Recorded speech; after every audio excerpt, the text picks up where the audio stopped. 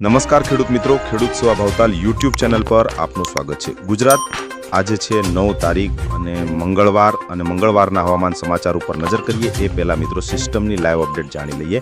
તો અહીંયા તમે જોઈ શકો છો કચ્છથી આગળ અને રાજસ્થાનથી આગળ પાકિસ્તાનના વિસ્તારો છે એ વિસ્તારો ઉપર હાલમાં સિસ્ટમનું લાઈવ લોકેશન છે એ જોવા મળી રહ્યું છે અને હવામાન વિભાગની છેલ્લી અપડેટ પ્રમાણે સિસ્ટમ હજી પણ ડીપ ડિપ્રેશનની અવસ્થામાં છે અને આ સિસ્ટમ ઉપર જે પવનો ફૂંકાઈ રહ્યા છે એમની સ્પીડ પણ 40થી લઈને 50 કિલોમીટર પ્રતિ કલાકની જોવા મળી રહી છે। જે સ્પીડ છે એ મિત્રો જોકાના પવનની છે, પરંતુ નોર્મલ સ્પીડ છે એ 30થી લઈને 40 કિલોમીટર પ્રતિ કલાકની જોવા મળી રહી છે।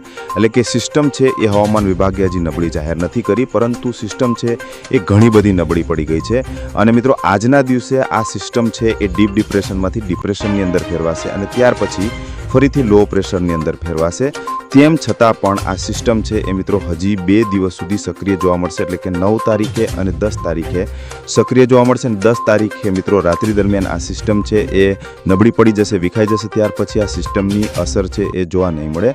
પરંતુ અહીંયા ખાસ માહિતી તમને જણાવી દઉં કે હાલમાં જે જગ્યા ઉપર સિસ્ટમ છે ત્યાંથી થોડીક આગળ વધી અને ફરીથી સિસ્ટમ છે એ યુટર્ન લેશે અને મિત્રો અરબી સમુદ્રની અંદર આવશે, એટલે કે સિસ્ટમ છે એ ફરીથી યુટર્ન લેશે, જેમને કારણે સિસ્ટમનો ઘેરાવો છે એ ગુજરાતના કેટલાક વિસ્તારો પર ફરીથી આવશે, જેમને કારણે ગુજરાતમાં 9 તારીખે અને 10 તારીખે ફરીથી વરસાદી માહોલ છે એ જોવા મળશે।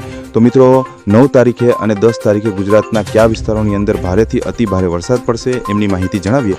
સાથે સાથે મિત્રો આજે ગુજરાતના કેટલાક વિસ્તારોની અંદર વરફ જેવો માહોલ છે જોવા મળશે અને આ વરા જેવો માહોલ છે એ કેટલા।